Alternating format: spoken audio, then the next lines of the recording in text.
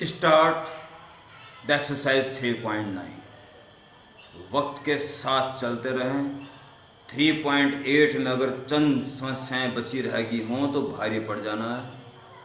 पहले से ही कठोर बन के चलते रहो। जितना आपके हाथ में काम आ गया निपटा दो। जितना जल्दी हो सके निपटा दो, उतना ही सुकून मिलेगा और उतनी ही ताकत है।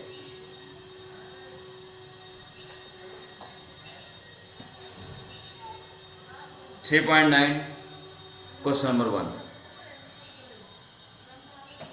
कैसे भी हालात हो सकते हैं, वो जो बोलेगा आपके समझ में आएगा, डेफिनेटली आएगा।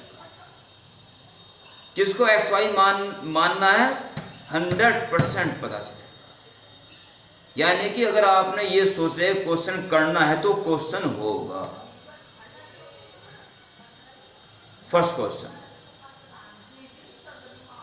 A father is 3 times as old as his son. After 12 years, his age will be twice as that of his son. Then find their present age. तो बाप बेटे की एज मान लो एक्स एंड वाई, इनकी value निकालनी है आपको। Let x be the present as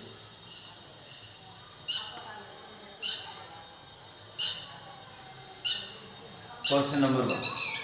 Let x be the present age of father and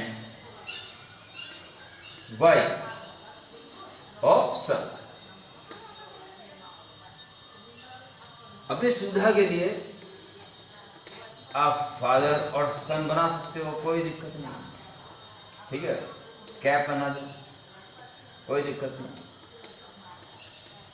ये x साल का है और ये y साल का है, रुपीज नहीं है। ठीक है, एज ये x ईयर्स ओल्ड है, ये y ईयर्स। हमें x की वैल्यू फाइंड करनी है ताकि इनकी एज का पता चले। तो क्या कह रहा है, एट प्रेजेंट पिताश्री अपने पुत्र के एज के 3 गुने हैं। अगर ये 20 साल का होता तो 3 गुना 60 साल का, ऐसा कुछ है।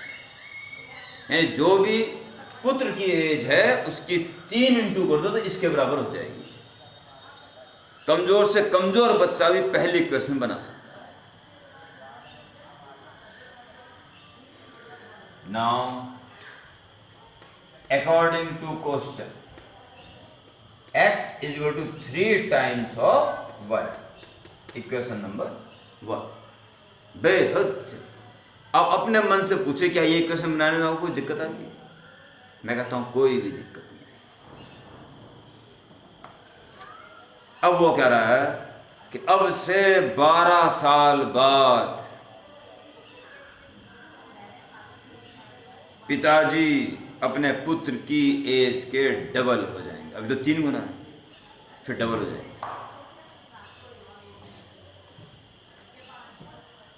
12 साल बाद अगर प्रेजेंट एज पिताजी की x साल है तो 12 साल वाला कितनी हो जाएगी? 12 साल और जोड़ दो उसमें, 12 साल और बड़े हो जाएंगे। पिताजी x साल के हैं इस समय और पुत्र y साल का है।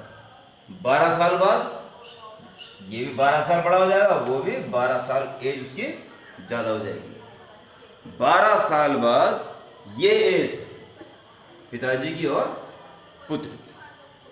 तो इस समय क्या कह रहा है वो, इस समय जब 12 साल बाद की जब ये एज हो जाएंगी तो पिताजी पुत्र की एज के डबल है।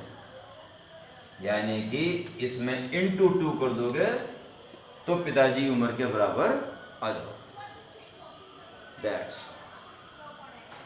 सॉल्व करना बेहद आसान है, बेहद आसान है। जैसे मर्जी कर दो, जैसे मर्जी, सुकून के साथ, मुस्कुराहट के साथ। इक्वेशन नंबर 2 में बनाओ, जब सब्स्टिट्यूशन मेथड करने के हालात बन रहे हैं, एक्स की वैल्यू 3y पुट करनी है तो अभी कर दो बिना इक्वेशन 2 बनाए, रख दो वैल्यू एक्स की वैल्यू 3y। आप इक्वेशन भी बना सकते हो, आप इक्वेशन भी बना सकते हो और इक्वेशन 1 और 2 को जैसे मर्जी सॉल्व कर सकते हो। घबराने वाला तो कोई मैटर ही नहीं है। 3y प्लस 12 2 की into 2y plus 24, 3y minus 2y ये वही बचा है, और 24 माइनस 12। लो जी, y की वैल्यू तो 12, यानी पुत्र 12 साल के हैं और पिताजी उसके 3 गुना 36 साल के। वैल्यू इक्वेशन आसान है। From 1 x is equal to 3y और y की वैल्यू निकल गई 12 इज 36। तो जी पिताजी 36 साल के हो गए और पुत्र 12। सच में सोचिए कितना आसान क्वेश्चन। सच में सोचिए कि हम इसको कर सकते थे, नहीं कर सकते थे। अगर हम पिताजी बनाते, पुत्र बनाते और सोचते तो शायद हम कर सकते थे। हर हाल में कर सकते थे, हर हाल। अपनी शक्ति को पहचानने और कठोरता के साथ, पूरे कॉन्फिडेंस के साथ इस एक्सरसाइज को शुरू करते। Finishing. So present age of father 36 years and of son 12। बेहद से उड़ा दो पूरी एक्सरसाइज। नहीं हो रहा तो बार बार टाइम करें, और तब भी ना हो रहा तो व्हाट्सएप पे डाल दें तुरंत, एकदम इमीडिएट। लेट मत करो, लेट बिल्कुल मत करो। कुछ बच्चे बाहर के हैं जो आपसे बेहतर चल रहे हैं इन्हीं वीडियो के आधार पर, जो कोचिंग गई है इसलिए अच्छा प्रदर्शन कर रहे हैं। समझ रहे हो? और ये तो आप भी समझ रहे हो, बाहर वाले भी। अब आप में कौन बाहर वाले हैं समझ जाओ अपने आप, ठीक है? क्योंकि ये वीडियो सभी के पास जाएगी, इन वालों पे भी और उन वालों पे भी। तो मैं अभी कुछ नहीं बोलता बस, क्योंकि मन में कुछ बच्चों को ध्यान रखते हुए बनाई गई वीडियो, इसलिए मैं उस रेफरेंस में बोल जाता। कहने का कुल मिला के मतलब यह है कि कठोरता के साथ आगे बढ़ जाओ। इसको नोट करो, धैर्य देने को नंबर 2 डालो, सोचो, कर डालो। जब भी कोई क्वेश्चन पूरी तरह हो जाता है तो धैर्य देने अगला क्वेश्चन नंबर तुरंत डाल दिया करो, एकदम बहुत बड़ा पॉजिटिविटी मिलेगी इससे। ओके? जब छठा क्वेश्चन बड़ी मुश्किल से हो गया, यस आंसर लिखे बंद मत करो, क्वेश्चन नंबर 7 डाल दो तुरंत एकदम। नेक्स्ट क्वेश्चन का अंक एकदम डाल दिया करो, तो पॉजिटिविटी मिलती है और आगे बढ़ना हमें दिखता है कि हम आगे बढ़ रहे हैं। Okay, bye.